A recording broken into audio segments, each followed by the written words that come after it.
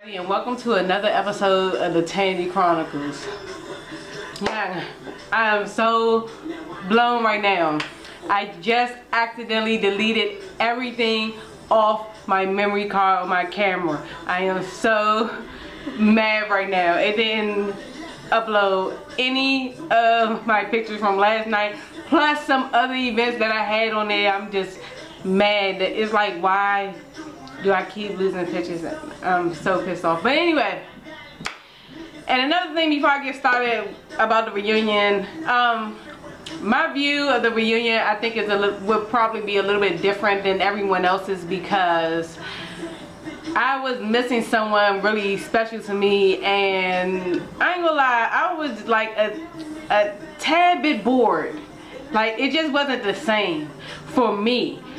But that is not going to take away from the party and really the overall experience of the night. So, further ado, let me get into the review. Alright, I get in the Howard Theater area like around 11. I'm looking for a parking space, so I drive past Howard Theater and I'm like, young, the line, that's the line. Oh, I'm not standing in that line. Then the job light had started raining, so I really wasn't trying to stand in the line. So I ride around, find a parking space, and then I sit in my car for a second. So I actually walk up to the club maybe like around 12. The line is really probably like maybe like 20 people or less in front of me. And I walk up. And it didn't take me long at all to get inside. But I noticed while I was waiting in line, this was weird to me. While I was waiting in line, another guy, it was a guy, initially it looked like he was checking bags or tickets or something. I don't know what he was checking. And then another guy walked up and was like, well, if you have your ticket, step right up. So like 2 people stepped up in front of me, and then I looked because I didn't see nobody else in front of me move up, so I move up. And I'm like, why isn't anyone else getting in this line?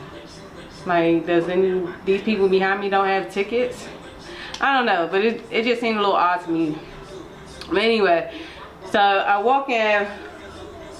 It's actually pretty crowded around this time. I mean, people were kind of just like standing around in groups and mingling or whatever, but it was still a little crowded.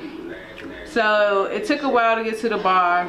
Finally got to the bar, and my bartender, I'm a bartender, shout out to her, her name was Sierra. She was actually pretty good, and I ordered a drink for her, went on my merry way. Went upstairs, checked out upstairs, and this is also the confusing thing. What was the purpose of a VIP ticket if you didn't have a table? Cause I mean, I walked up. I mean, I had a small wait in line, but was it worth another, what, $35 on the ticket to not wait at all? I mean, I don't know. Like, I had the same access that they did. I just didn't have a table. But you didn't have to have a table to buy a VIP ticket. So I just don't understand, like, why. I don't know. The mindset of a person who would do, like, to me, that's just a waste of money. But anyway, so the band got on like around 12:20, and I'm pretty sure that was a long time for the people who had just gotten there like an hour ago. But it didn't really seem that long to me because I had just got there at like 12 something. Well, they came out. I really liked how they came out. It was like each individual member came out to their own intro. I had footage of this stuff and now it's gone. Oh my god. Oh my god. Well, my favorite part of the intros was when Scooby came out, because I love when he hits that Phil Collins "In the Air Tonight" song. First of all, that's one of my favorite songs of all time, period.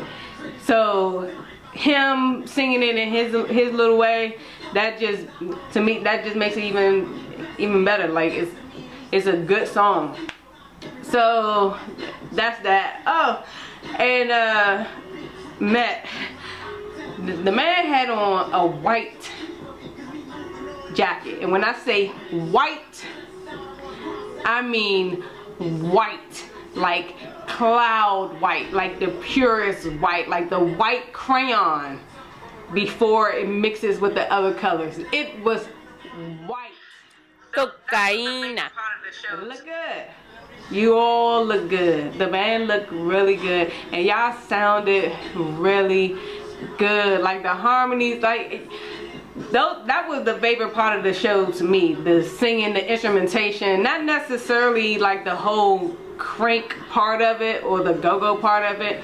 I think I might have been listening too hard to be really involved in the party. I don't know why I do that, but I guess that's because I actually come from a musical background. Like I play instruments and stuff like that. But so when I go see certain bands, like I was just really involved in the show. I just wasn't in like a super party mode, but I think you guys did a really good job. It was worth the price of admission, and I think overall, I don't think anybody had anything bad to say. Everything that I've seen on Facebook, on my Twitter timeline, on Instagram has been nothing but good things. So I'm trying to think if there's anything else worth talking about. Oh, I guess I can give y'all a rundown of the playlist what they hear. Hold on one second, I gotta get my phone. Alright, so the playlist went something like this. After they did their special intros, I think they went as a Can't Nobody, Fiesta, Ain't No Love, you know what, it's this song that I wish I would have hit. I can't think of the name of it, but I remember it was on a commercial, like a Sports Zone commercial, or not a Sports Zone commercial, I think it was a Nike commercial. It was like something that had to do with shoes, and it was like Kanye on the jump, and somebody, it was like a group of guys on the song. If y'all remember the song, if y'all remember the song, just let me know what it is, cause I've been like wrecking my brain since yesterday. I love when y'all used to hit that jump down to Amazon, but anyway, y'all didn't hit that, so I was y'all blind. But alright, so Mary Jane, then Scooby's dad got on. That was a nice surprise. Like the video, like their story. Like I was just kind of like moved. I'm not gonna say I was gonna cry or nothing like that, but like I thought all of those things were special touches. Like it really felt like a real reunion show. First of all, Easton was deep. Shout out to my alma mater, class of, I'm not even gonna say, cause I ain't really trying to tell my age, but y'all know who y'all are. I saw quite a few of us in there last night. So Scooby's dad came on and did Just My Imagination, and y'all sounded so good on that song.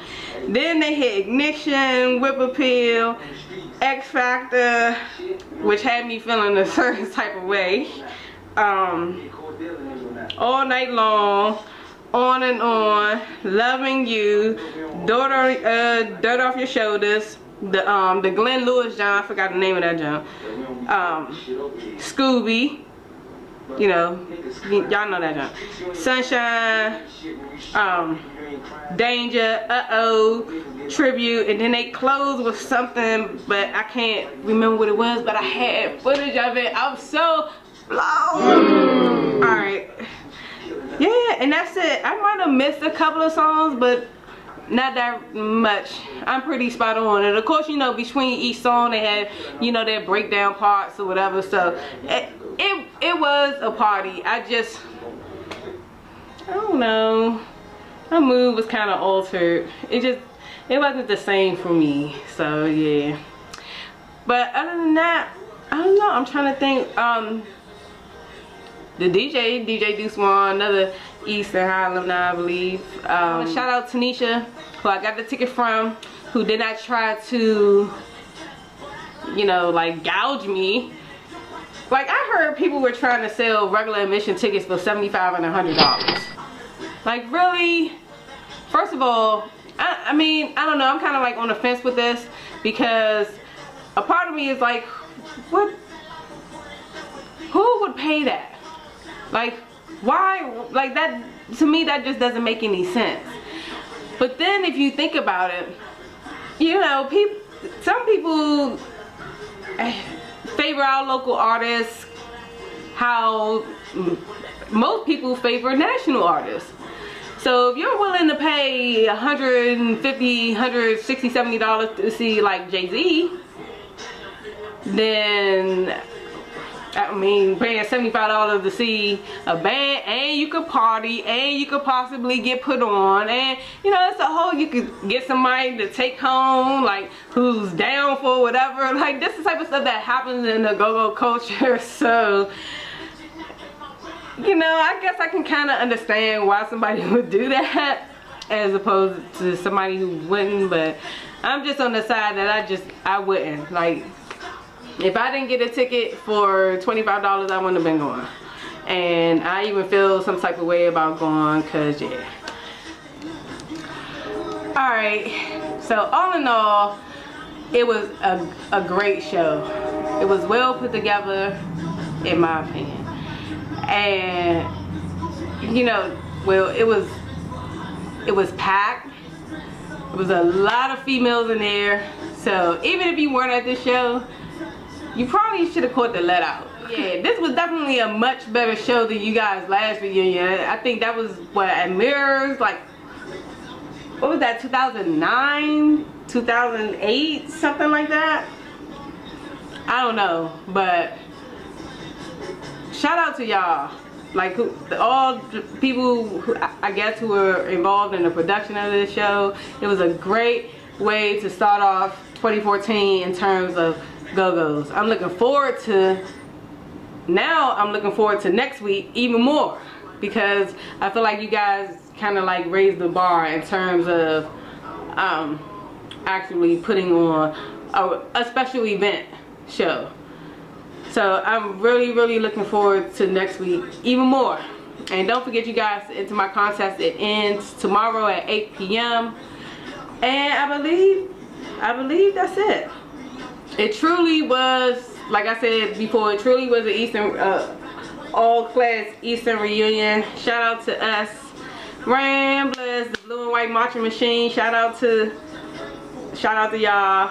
It was great seeing everybody.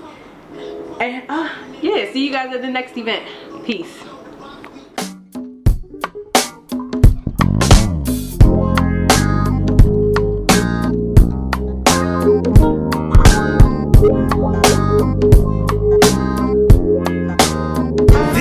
I've waited anxiously inside, hoping you'd be the one